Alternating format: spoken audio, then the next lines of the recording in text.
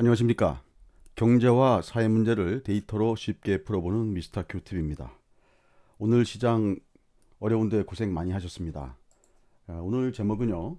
외국인 매수가 지속될 수 있느냐, 달러 인덱스 흐름을 좀 관찰해야 된다라는 어떤 그런 그 말씀을 좀 드려보도록 하겠습니다. 먼저 오늘 우리 시장이 좀 상당히 좀 낙폭이 좀 있었는데요. 이유는 제가 오늘 따로 그림은 안 띄워놨는데요. 우리나라는 그 위클리 옵션 만기 있는 날 항상 눌림을 당하는 그런 상황인데, 오늘도 그 위클리 옵션 만기였고요. 매주 목요일. 그리고 또 오늘 중국과 홍콩 증시보다는 중국 증시죠. 그러니까 중국 증시가 지금 상하이 지수가 4.5% 마이너스 나면서, 그래서 저희한테도 아주 안 좋은 영향을 줬습니다. 자, 오늘 중국이 2분기 경제 성장률을 발표를 했는데요. 지금 3.2%라고 긍정적인 소식이 발표됐지만 주가는 곧 거꾸로 곤두박질 쳤다. 그래서 지금 미중 갈등 부각 등등 소비 부진 이런 얘기들이 있는데, 제가 보기에는 이 이유가 가장 컸던 것 같습니다. 4.5%까지 빠진 거는 이 빚 투자 제한입니다. 지금 신용 투자를 막는 조처를 내린 것이 시장 투자 심리를 긍정시켰다라고 이렇게. 그러니까 지금 보면 오늘 중국 시장 빠진 거는 이 이유가 가장 크다고 봐야 됩니다. 지금 왜냐면 미중 간의 갈등 이 상황이 어제 오늘의 얘기가 아니고요. 그다음에 소비 부진 이런 부분들은 이건 코에 걸면 코걸이고요, 귀에 걸면 귀걸입니다. 근데 중요한 건 이 빚투자를 제한한 신용 투자를 억제하는 이런 조치를 취한 것은 수요 기반을 약화시키는 그런 조치이기 때문에 시장이 직격탄이 됐을 겁니다. 최근에 중국 증시가 급등을 했기 때문에 아마 과열 양상을 보이니까 이런 조치를 내놓지 않았나 그런 생각이 좀 듭니다. 자, 이 또 미국에서는 또 이런 얘기가 있었습니다. 어저께 모더나의 백신, 그 다음에 또 아스트라제네카 백신 결과 발표 이런 걸로 해서 최근에 주가를 살짝 띄워놨는데, 지금 또 이거에 대한 회의론이 또 좀 나오고 있습니다. 모더나 백신에 대해서도 야 이거 좀 믿기 어렵다라든지, 아니면 챌린지하는 어떤 그런 말씀들을 많이 지금 또 하고 있습니다. 전문가분들께서요. 아스트라제네카 같은 경우는 7월 20일 날 지금 발표 예정이라고 되어 있는데요. 왜 7월 20일 날 하는지 모르겠는데, 제가 전에도 한번 이런 말씀드렸죠. 지금 시장을 누가 만약에 끌고 가고 있는 어떤 그런 보이지 않는 손이 있다고 한다면, 결정적인 순간에 얘들이 꼭 백신이라든지 시장에 긍정적인 영향을 줄 수 있는 그런 뉴스를 계속 던져준다고 말씀을 드렸는데요. 지금 이번에 나왔던 모더나 뉴스도요. 사실 따지고 보면 이거 먼저 번에 발표한 5월 달인가요? 그때 발표한 연장선입니다. 그때 데이터를 가지고 다시 또 분석해서 나온 자료 결과치이기 때문에, 사실 그때 내용하고 지금 내용하고 사실 같은 걸 가지고 발표를 한 거라고 볼 수 있습니다. 그러면 어찌 보면 물론 그 이후에 추가적인 어떤 데이터를 확보했을 수도 있지만, 이번에 또 써먹기 위해서, 이번 재료로 써먹기 위해서 일부 좀 킵해 놓은 게 아닌가라는 그런 생각도 좀 들거든요. 이게 저만의 생각인지 모르지만, 그래서 지금 사실 저는 그런 좀 의혹을 좀 사실 지울 수가 없네요. 그래서 지금 시장은 어쨌든 그런 걸 터트리면서 시장을 끌고 간다는 얘기는 뭐냐면, 아직까지도 시장은 긍정적인 방향으로 끌고 가고 싶다라는 의도가 있다는 것이겠죠. 자, S&P 500하고요. 빅스 어저께 15분봉 차트입니다. 보시면은 어저께 미국 S&P 500 같은 경우가요. 보시면 갭 상승을 해가지고 플러스를 냈다가 다시 또 쫙 밀렸다가 막판에 살짝 또 다시 좀 들어올린 상황입니다. 근데 어쨌든 고점보다는 좀 낮게 끝났고요. 빅스 차트도 보시면 여기서부터입니다. 여기서부터인데 이렇게 시작했다가요. 플러스가 좀 많이 나왔다가 여기 떨어지고 요국면에 플러스가 나왔다가 마지막에 쭉 올라가면서 쭉 내려왔는데, 여기보다 주가는 올라가지 않았지만 이때보다 빅스 값은 쭉 내려와서 빅스 값은 그런 대로 좀 괜찮게 끝났다라고 그렇게 말씀드릴 수 있겠습니다. 근데 제가 지금 시장에서 시장을 보면서 말씀드리고 싶은 게 이 달러 인덱스입니다. 지금 보시면 어제도 어제 영상에서 말씀드렸지만 이 국면 5월 18일부터 6월 10일까지 있었던 이 국면이 사실은 미국도 그렇고요. 우리나라도 그렇고 여기가 굉장히 저 시장이 강하게 반등하는 그런 국면이었습니다. 근데 지금 보시면 6월 30일부터 지금 약세가 이렇게 진행되고 있는데 이 약세가 만약에 여기를 뚫고 다시 내려가는 이 약세가 만약에 진행된다 그러면 시장은 아마 굉장히 강한 흐름을 보이지 않을까 그렇게 생각은 됩니다. 그러나 지금 보시면 여기 저점 지금 쌍바닥 형태로 이렇게 이런 식으로 다시 또 반등이 나올 수 있는 그런 상황이거든요. 오늘 지금 현재 시간 달러 인덱스를 보면은요. 어, 지금 96.185를 지나고 있네요. 그러면 지금 어제 종가인 96.03보다 지금 더 이렇게 살짝 좀 고개를 쳐들고 있는 강달러 쪽으로 살짝 고개를 쳐들고 있는 상황이라고 볼 수 있습니다. 그래서 지금 시장은 지금 달러 인덱스를 지금 잘 보고 있어야 됩니다. 자, 이게 이제 S&P 500 같은 경우도요. 지금 보시면 5월 달에 이 지금 빨간 박스를 쳐놓은 이 국면이 아까 말씀드렸던 요 국면입니다. 요 국면. 그리고 이 국면이 지금 여기 진행되고 있는 국면이고요. 그래서 미국 S&P 500 같은 경우도요. 지금 달러가 약해지면 물론 사람들은 달러가 미국에서 바깥으로 빠지고 있기 때문에 이쪽은 약할 것이다 라고 생각하실 수 있지만 이게 어찌 보면 위험자산 선호 이런 개념으로 받아들일 수도 있습니다. 자, 상해 종합지수는 반대로 5월 달에는 완전히 따로 놀았습니다. 여기는 지금 완전히 갈라파고스처럼 따로 놀았기 때문에 별 영향을 안 받았는데요. 지금 보시면 6월 30일부터는 지금 가장 달러 약세의 영향을 가장 많이 받는 것이 지금 상해 종합지수입니다. 그래서 제가 판단하기에는 이번에 달러 캐리 자금들이 나왔다. 그러면 상해로 지금 상당히 많은 자금들이 공략이 들어간 게 아니냐라고 볼 수가 있습니다. 그럼 오늘 이렇게 음봉이 길게 크게 나왔지만 이게 아까 제가 말씀드린 대로 비투자, 신용 투자를 막는 어떤 그런 흐름이 큰 영향을 미쳤다고 한다면 이건 다시 올라가는 그런 흐름으로 볼 수가 있겠죠. 이 자금들이 한번 들어갔다 그냥 빠져나오지는 않거든요.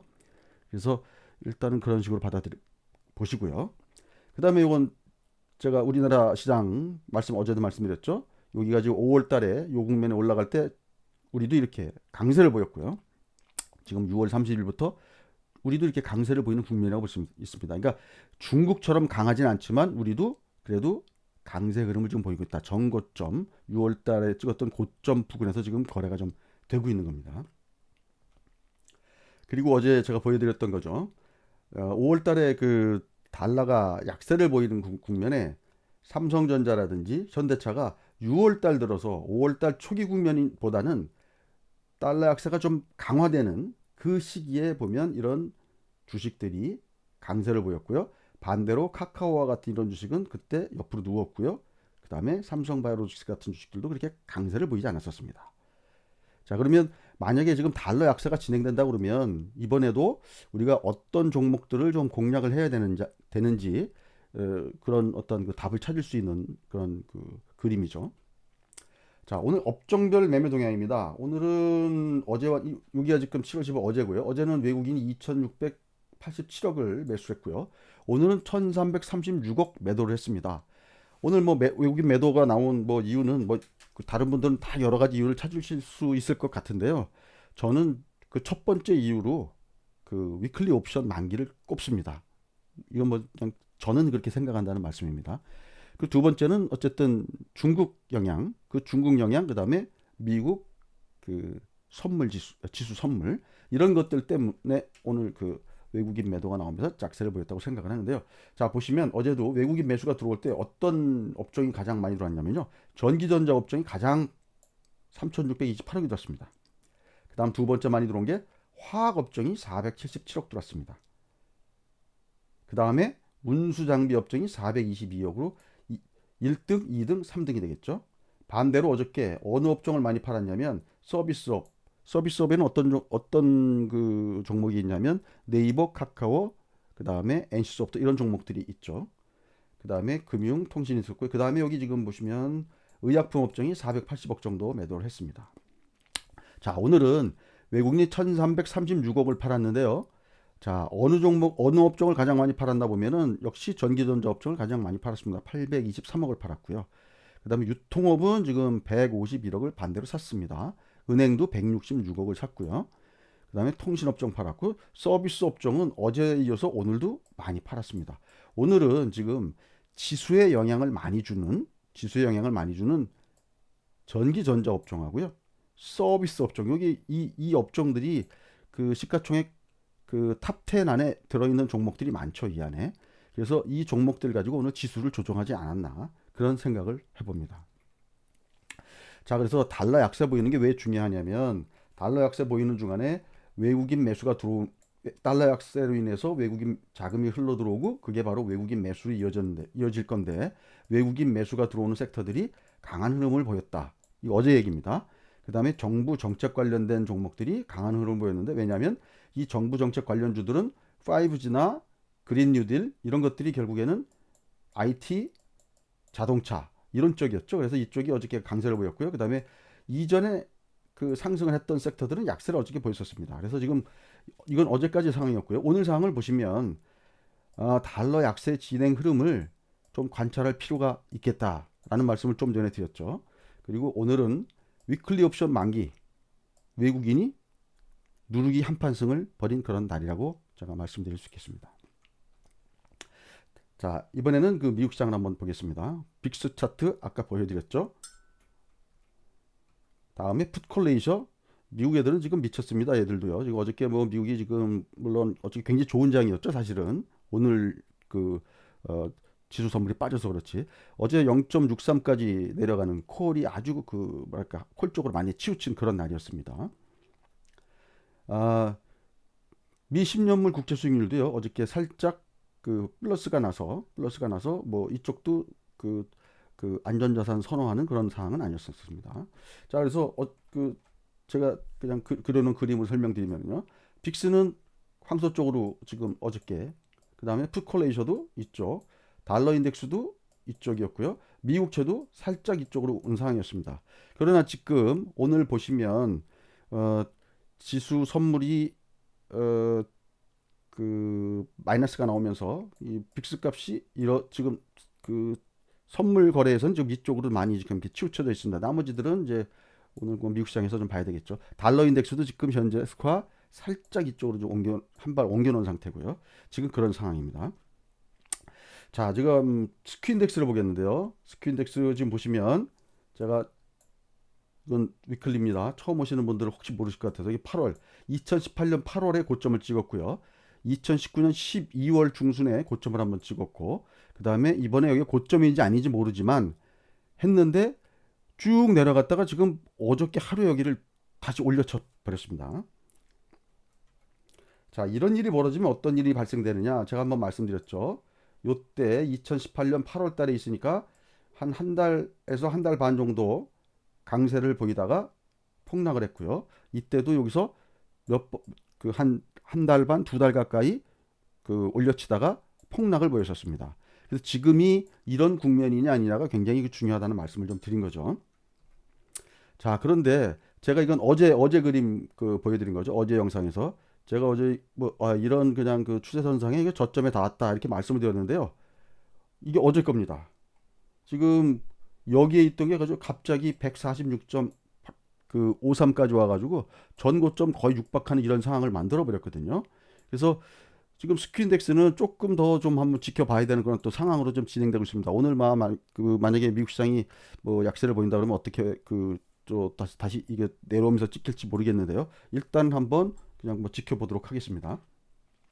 자, 어제도 한번 보여드렸던 거죠. 다시 한번 말씀드리면은요. 이거 일봉으로 한번 보여드리는 겁니다.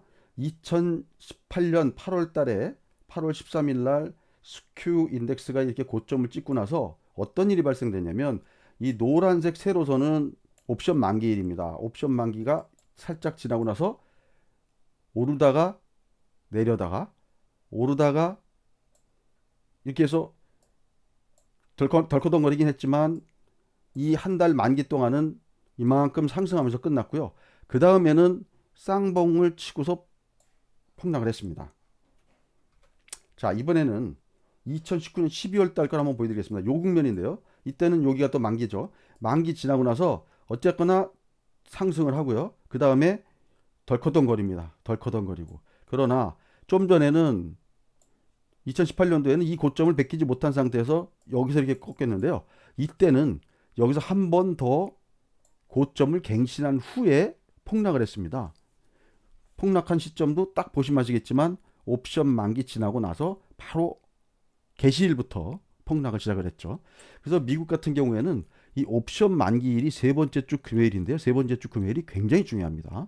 그리고 미국도 위클리 옵션이 매주 금요일 날 만기가 되기 때문에 금요일과 월요일 주가에 상당히 신경을 쓰셔야 됩니다. 특히 금요일 날 그 아주 기분 좋게 끝나고 월요일부터 떨어지는 그런 시장도 종종 있거든요. 그래서 미국은 이런 상황을 한번 좀 잘 지켜보셔야 됩니다. 요 지난 두 차례가 요렇게 움직였다는 말씀을 좀 드린 거고요.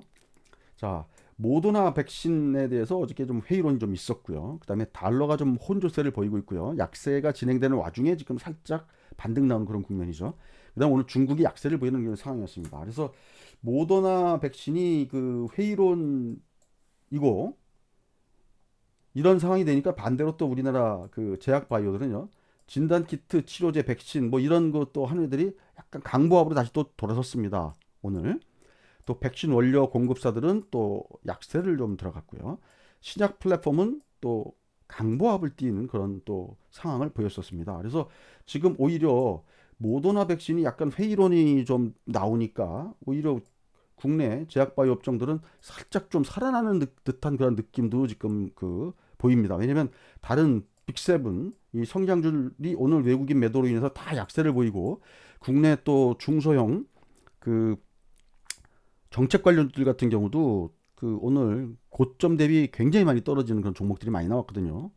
자, 그래서 지금 IT나 자동차나 그다음에 이런 정책 관련주들이 오늘 또 혼조를 보이는 그런 상황이었습니다. 그래서 오늘 뭐 전체적으로 장을 조망을 해보면 그 달러 인덱스가 약세로 기우는지 다시 한번 관찰이 좀 필요하고요. 만약에 말씀드리지만 달러 인덱스가 만약에 다시 약세로 기우는 그런 상황이 온다 그러면 시장이 다시 고개를 쳐드는 그런 상황으로 갈 수가 있고 다시 외국인이 매수가 들어온다면 매수가 들어온 종목들은 뭐 삼성전자를 위시한 뭐 현대차라든지 이런 종목 쪽으로 좀 들어올 수가 있고 그다음에 지금 그 성장주들 중에서 지금 제약바이오 업종들이 오늘 약간 뒷맛이 조금 뭔가 좀 살아나는 뒷맛을 보여주면서 끝나서 일단 내일도 한번 이런 종목들을 한번 좀 잘 한번 좀 주시해 볼 필요가 있을 것 같습니다. 물론 이제 오늘 미국 시장이 잘 마무리가 되는지 한번 보시고요. 왜냐면 내일 금요일이 미국 그 옵션 만기일입니다. 그래서